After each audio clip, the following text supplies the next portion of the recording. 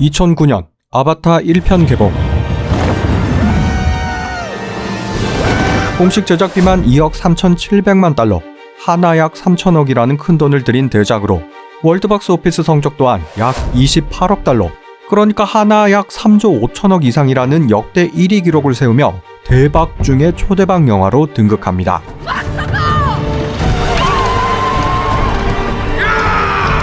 그리고 2022년 12월 14일 아바타 2편 물의 길 개봉. 1편 이후 무려 13년, 이런저런 우여곡절 끝에 세상에 선보인 후속편 물의 길은 대략적인 제작비만 무려 3억 5천만 달러에서 많게는 4억 달러로 추정, 즉 이전 최고 기록이었던 캐리비안의 해적 낯선 조류가 세운 3억 7천만 달러 제작비를 능가하며 과연 흥행 기록 역시나 전편을 뛰어넘을지 큰 관심을 모으고 있죠. 일단 우리나라 기준 개봉 직전 예매율만 무려 88%를 돌파, 상영 스크린 수만 어벤져스 엔드게임 때보다 많은 3,000개에 육박하며 한파에도 불구 극장 가는 후끈 달아올랐습니다. 그렇다면 이처럼 큰 기대를 모은 대작 아바타 물의 길, 이번 영상에서는 관람 전 필요한 1편의 정보는 물론 나아가 물의 길은 무엇이 달라졌는지, 그리고 1편을 뛰어넘을 명작인지, 이름하여 아바타 2편 뽀개기, 지금 바로 시작해보겠습니다.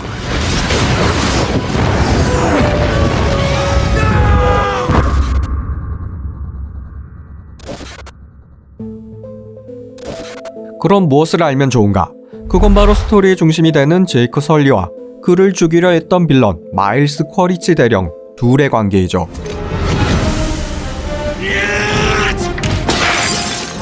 우선 제이크 설리는 미 해병대 출신 상위 군인으로 불행한 삶을 살고 있었는데 갑작스런 쌍둥이형 토미의 죽음으로 인해 Your brother represented a significant investment.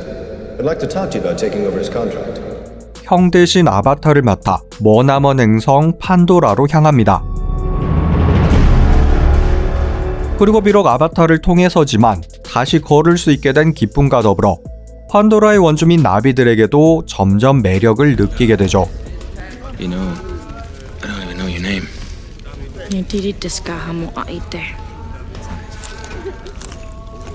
한편 쿼리치 대령은 판도라 기지의 보안 책임자로 얼굴에 큰 흉터에서도 알 수 있듯 나비족에게 큰 반감을 가진 호전적 인물. 따라서 나비족과 소통하려는 과학자 집단, 그러니까 그레이스 박사 일행을 경계하며 원래 군인이었던 제이크를 포섭해 스파이 임무를 부여합니다. But you report to me. Hell yes, sir. Well, all right then. 헌데 문제는 시간이 지날수록 달라지는 제이크의 정체성.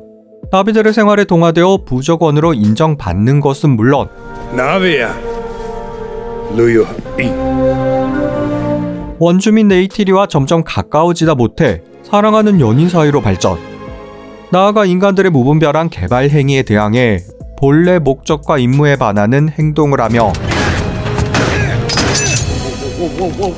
되려 나비족을 지키는데 앞장서죠. 당연히 쿼리치 대령 입장에선 기가 막히고 코가 막히는 상황.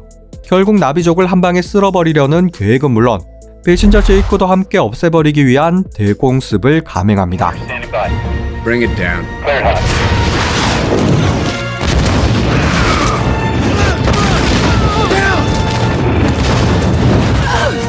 이에 제이크는 전설로 여겨지던 토르크를 길들여 나비들을 규합, 그들의 지도자가 되어 인간들과의 본격적인 전쟁에 나섰으며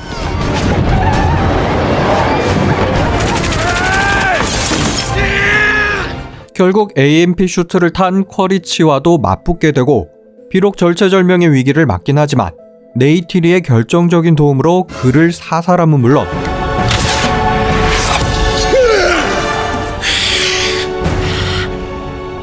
인간들을 판도라 행성에서 몰아내며 승리를 쟁취하죠. 또 마지막에는 본래 육체에서 아바타로 영혼을 옮겨가기에 완전한 나비족이 된다는 것이 1편의 핵심 내용이었습니다. 그럼 2편 물의 길에서는 무엇이 달라질까요? I see you. I see you.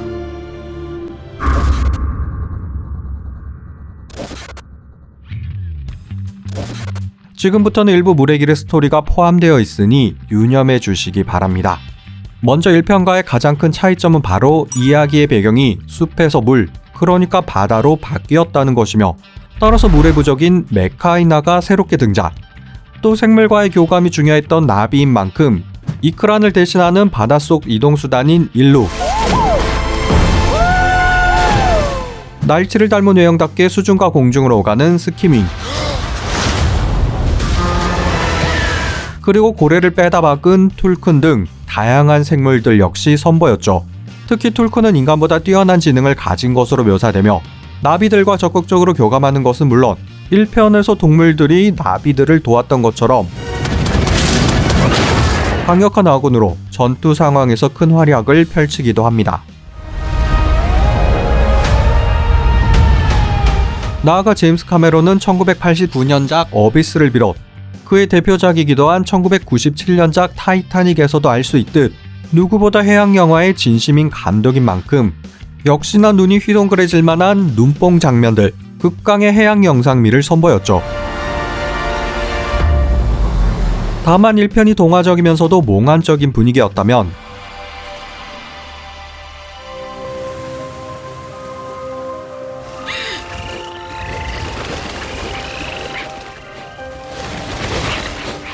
2편은 더 밝은 분위기에 사실적이며 디테일한 묘사로 생동감이 더욱 강조.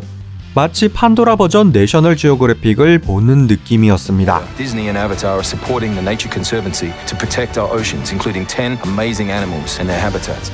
그리고 2편에서 달라진 두 번째는 이야기의 중심 인물이 제이크와 네이티리에서 그들의 아이들로 일부 옮겨갔다는 것. Treat them as our brothers and sisters. 물론 제이크 부부가 여전히 많은 비중을 차지하긴 하나 모든 사건의 시작과 끝에는 아이들이 있었으며 특히 둘째 아들 로아크와 양녀이자 그레이스 박사의 딸인 키리, 그리고 커리치 대령의 버려진 아들 스파이더, 이 세 명의 역할이 부각되었죠. 다만 이처럼 이야기의 무게중심이 여럿이다 보니 스토리가 각각 분산된 느낌이 있고 또 후속작을 위한 빌드업 단계이기에 키리의 능력과 어머니 그레이스 박사와의 연관성, 마찬가지로 커리치 대령과 스파이더의 관계 등 남겨진 떡밥은 시원하게 해결되지 않고 미뤄졌습니다. 그리고 바뀐 세 번째 요소는 이 커리치 대령으로 앞서 설명한 대로 1편에서 장렬한 전사를 맞이했기에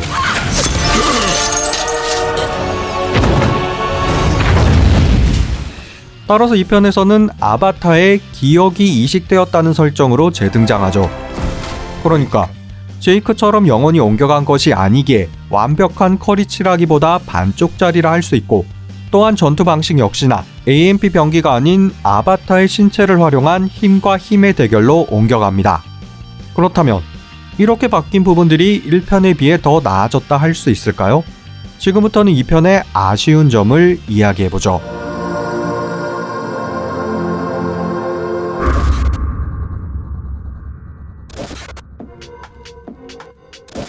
물의 길의 분석은 전투씬, 부적 묘사, 성장 스토리, 그리고 영상미 이렇게 네 부분으로 나누어 설명해 보겠습니다.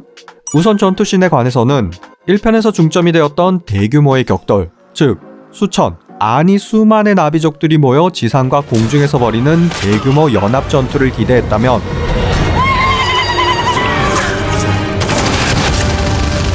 2편에서는 실망하게 될 수 있습니다. 왜냐면 2편은 기본적으로 전쟁이 아닌 추격과 도망이라는 전개를 펼쳤으며 또 아무래도 수중전이라는 기본 특성상 지상전과 공중전에 비해 그 묘사가 제한될 수밖에 없었죠.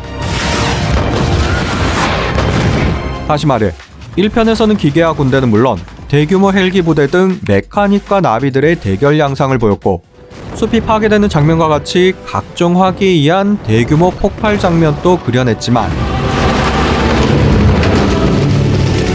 2편에서는 메카닉 대 나비보다는 아바타와 나비들의 싸움 형태로 그려지기에 스펙타클한 규모 면에서는 많이 부족할 수밖에 없었습니다.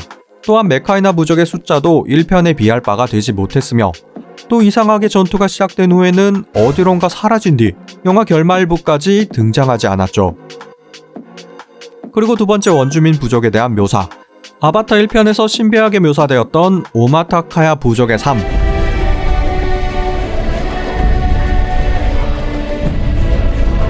즉 자연에 동화되어 살아가는 그들의 삶의 방식과 에이와라 불리는 샤머니즘적 신앙, 다양한 생명체들과의 공감하는 모습 등 매우 자세하게 그려냈고, 이는 장엄함과 더불어 상당한 매력을 불러일으켰기에 관객들을 사로잡는 요소로 작용했습니다. 물론 이 편의 메카이나 부족 역시 꽤 매력적으로 그려졌지만 규모 면에서도 그렇고 그 디테일한 묘사에서도 1편의 오마카야에 비해 많이 부족한 것 또한 사실. 다만 이어지는 후속편에서 더 보여줄 것으로 예상되긴 하죠. 그럼 세 번째 성장 스토리. 1편에서 제이크는 비록 외형은 어른이었지만 마치 새로 태어난 아기처럼 걸음마부터 시작해 Hey guys. Hey. 나비의 언어와 예절을 배우고 사냥법 및 다양한 문화를 익히는 등 그의 성장 과정을 자세하게 그려냈습니다. 특히 이크란을 길들이는 모습은 손에 땀을 쥐게 만드는 긴장감을 주었고, 따라서 제이크가 이크란을 타게 되었을 때 관객들은 큰 희열을 느끼기도 했죠. Shut up and fly straight.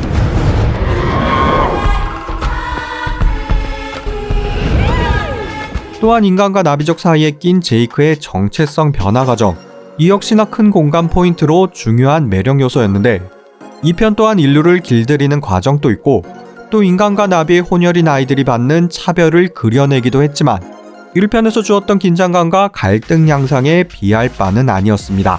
네, 이는 분명 속편이 갖는 한계이기도 하며 앞서 설명했듯 후속작을 위해 남겨진 떡밥이기도 하죠. 그리고 네 번째는 새로운 영상미. Pandora, this is our home. 이번 물의 길에서는 3D 안경이 필요 없는 3D 기술이 반영되었다 할 만큼 높은 기술력으로 끝내주는 장면들을 만들어냈지만 분명 기존과 다른 영상 기술에 이질감도 있었습니다. 그러니까 배경과 너무 확연히 구분되는 피사체에 대한 이질감, 48프레임과 24프레임으로 오가며 생기는 부드러움과 거친 느낌의 이질감, 뭔가 포커싱이 맞지 않는 듯한 이질감, 또 일부 역동적인 화면에 대한 어지러움도 있기에 처음에는 매우 낯설게 다가왔죠. 다만 이런 이질감은 숲속신에서 해양신으로 넘어간 후에는 많이 상쇄되며 또 금방 적응하게 되고, 무엇보다 압도적으로 화려하며 생생한 바닷속 풍경을 보다 보면 그저 넋을 놓고 감탄할 수밖에 없습니다. 그리고 마지막으로 물의 길에서 가장 아쉬웠던 표현이나 남겨진 의문사항들을 알아보죠.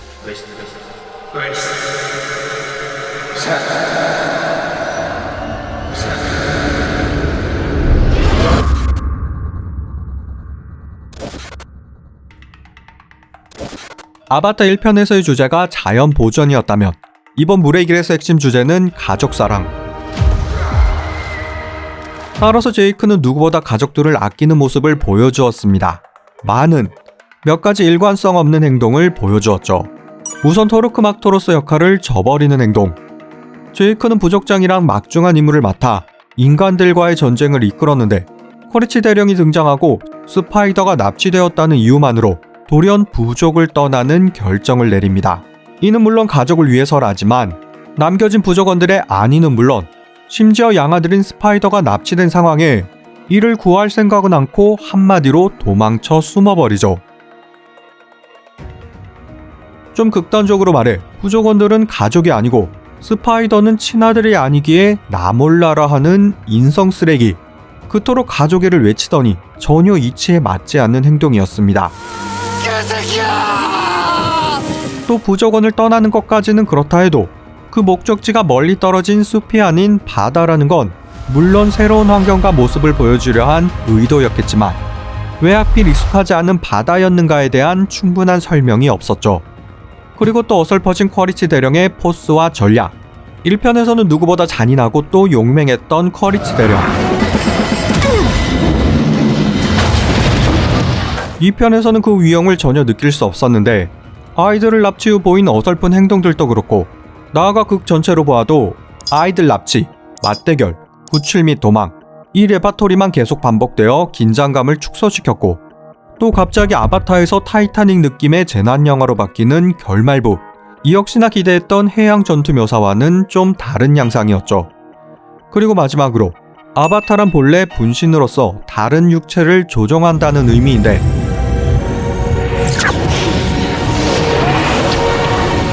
2편에서는 제이크도 그렇고 커리치 대령도 그렇고 초반에 나온 일부 조연들을 제외하면 이미 모든 기억과 영혼이 옮겨간 자기 자신이 되기에 아바타 영화에 아바타가 없는 상황이 되었습니다. 이는 좀 우스갯소리이지만 또 어찌 보면 영화의 가장 핵심이기도 하죠. 아바타 없는 아바타 영화라. 따라서 오늘의 결론.